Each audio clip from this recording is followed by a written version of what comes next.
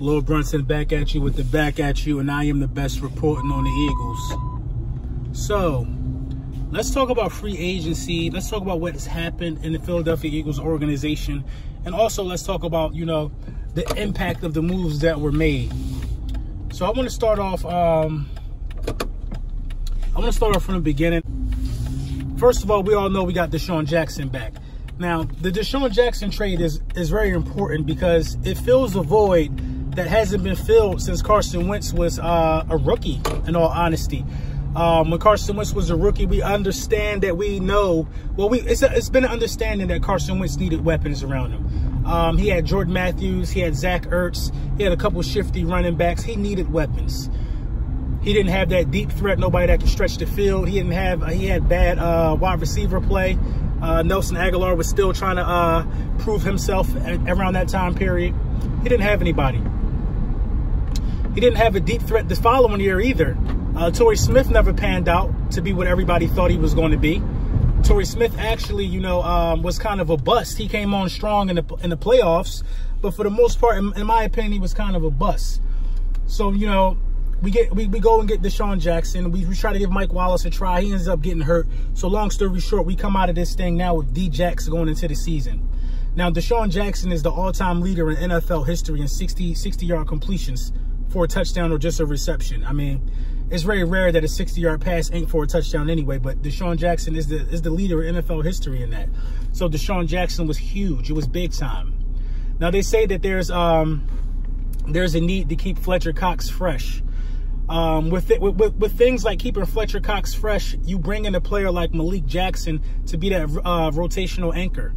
A guy who can play multiple positions. He can line up on the outside or he can line up in the inside. I think he'll see more inside snaps moving forward. This guy, Malik Jackson, was a Pro Bowler at one point. He's still young. He still has some youth under his belt. He got a lot to prove, and those are the type of guys we need. And then you re-sign Brandon Graham. Re-signing Brandon Graham solidifies a lot. Brandon Graham has so many underrated statistics about him that just jump off the chart. He's top 3 in so many categories in the last 3 years, like I think hurries or something like that. Just Brandon Graham probably made the biggest play in Eagles history with the strip sack of Tom Brady. Brandon Graham has always been a machine. Wasn't completely healthy last year, but I think we'll get a better version of Brandon Graham. Now, LJ Ford, I think that's his name. Correct me if I'm wrong. Linebacker from, I think, the practice squad, on the Pittsburgh Steelers. I don't know if he's the answer for the middle linebacker or the inside linebacker position for us, but you can't knock and you can't underrate or undervalue this guy's play. Probably the guy with the most to prove, because you look at his highlights, a lot of this guy's highlights are just preseason game footage. And, you know, some of that stuff, you know, really don't mean that much. Some of that stuff can't be taken for granted. But, I mean, a play is a play. And I think he has the tools to show up or be a rotational piece in the linebacking core. Bottom line, we needed a linebacker, and we got a linebacker. Hopefully he pans out. Now you go to Sendejo. I like Sendejo. Sendejo will probably be in that Corey Graham role. Corey Graham left a lot of plays on the field by just, I don't know what the hell Corey Graham was doing. I saw Corey Graham's play just deteriorating starting in that Tennessee Titans game last year, where he let that 4th and 15 get converted and we end up losing that game. Now, the loss totally wasn't his fault. We should have stepped on those guys' neck. And the defense played bad, period, in that game. We allowed a guy who's not known for slinging the ball all over the place and Marcus Mariota throw for 300 yards. And we just looked like trash that game. And, you know, it just is what it is at that point. Then you look at bringing back Vinny Curry. So now you see Brandon Graham has been re-signed. You see Malik Jackson has come on board. You see bringing back Vinny Curry. You see now that we are trying to add value. We're trying to get guys who know the system and get guys who have something to prove. Vinny Curry will be valuable because I don't think Haloti Ngata had a lot of snaps last season. Vinny Curry is a bull rusher and a pass rusher at the same time. I think Vinny Curry, it's going to be hard to replace Michael Bennett, but we got a comp pick for Michael Bennett. Vinny Curry is going to be utilized the way he was the Super Bowl season. Mind you, Vinny Curry, he knows us, he knows the area, he knows the fans. Vinny Curry knows what he has to do to perform in this defense. So that was a good move. And, you know, Jordan Howard. the thing that pops on is the thing that jumps out to me about Jordan Howard is very simple. Now, ESPN isn't giving us the full story on Jordan Howard. They like to say his play has dropped each year he's been in the league. They like to say stuff like that. And that sounds cute to the fan without the naked eye. But a fan like me, I want to dive into why. We all know that they have that Swiss Army knife that they like to use in Tariq Cohen. We all know that they're high on Tariq Cohen. I don't think Tariq Cohen is a power back. I think Tariq Cohen likes to swing the ball to the outside more. He don't like to turn it upfield. He like to outrun you and then turn it upfield. Malcolm Jenkins proved that in the playoffs when he told Tariq Cohen himself, hey, you're going to have to cut it up the field at some point. He was afraid to do that. So they used Jordan Howard in those situations where they absolutely needed 2 or 3 yards on the ground to run straight up somebody who's not afraid of the contact or somebody who can withstand the contact. Now, 3-point-something yards per carry last year isn't really good, but he still had 900 rushing yards. Now, you got to tell the whole story about something like that. He only ran the ball 20-plus times 3 times last year. 3 times. He's a feature power back 3 times. That lets me know that he was in a new system. He had a new coach, and they were deviating from the game plan, which got him over 1,000 yards of carry last year. They changed identities. They no longer felt the need to run the ball to protect the young quarterback in Mitchell Trubisky, but you know, they didn't feel the need to do those things anymore. So hey, what did they do? They deviated from the plan. They let Mitchell Trubisky pass the ball more. Now, Mitchell Trubisky showed his talent. He let his talent shine. But, you know, Howard got lost in the translation there. You need a running back that's going to be able to scare the defense off. Now, with all these pieces coming together, Howard is going to truly help bring out the best in Deshaun Jackson and in Carson Wentz.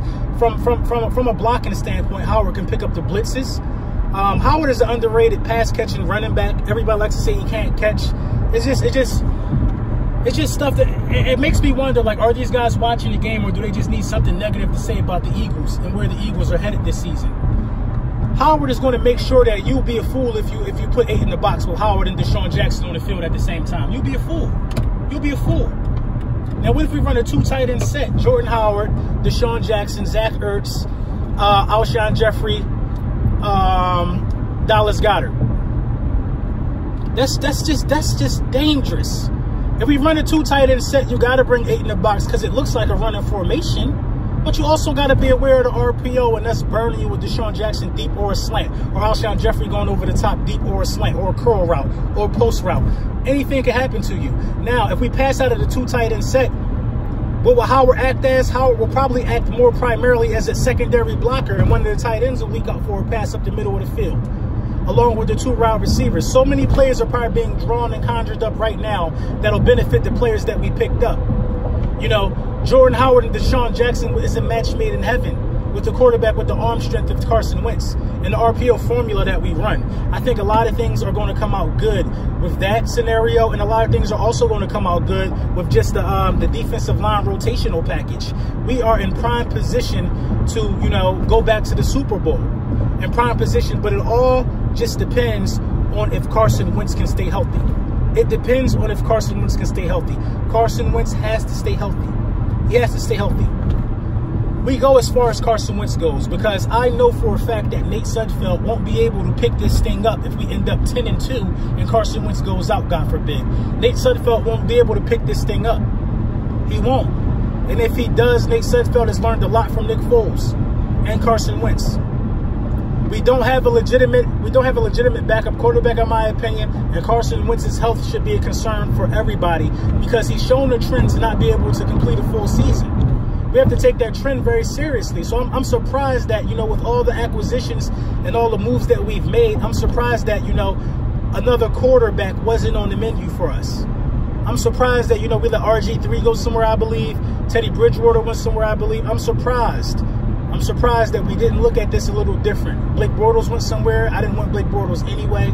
Maybe Sudfeld is the best bang for our buck. I'm just surprised that we didn't think this through a little more and try to get a standardized quarterback. I mean, you got to kind of look at Cap. You got to look at Cap.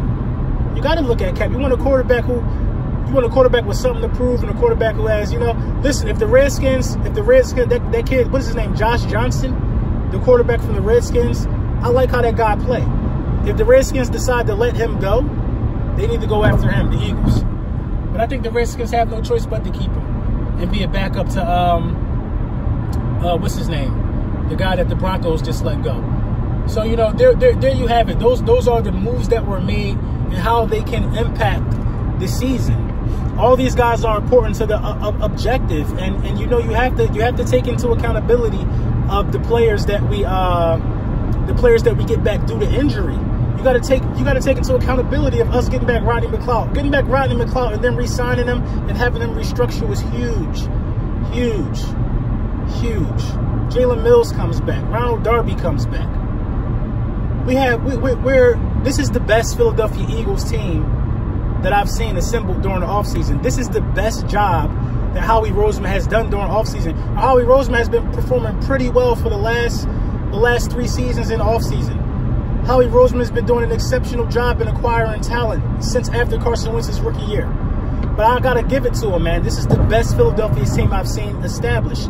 The only thing that can make our roster better is if you go after a guy like Ndamukong Suh, or you go after another running back to create that true dominant 1-2 punch like we had with Jay Ajayi and LeGarrette Blount. But I got to say, man, this is looking like the best Philadelphia Eagles roster ever assembled, and I'm expecting really big things.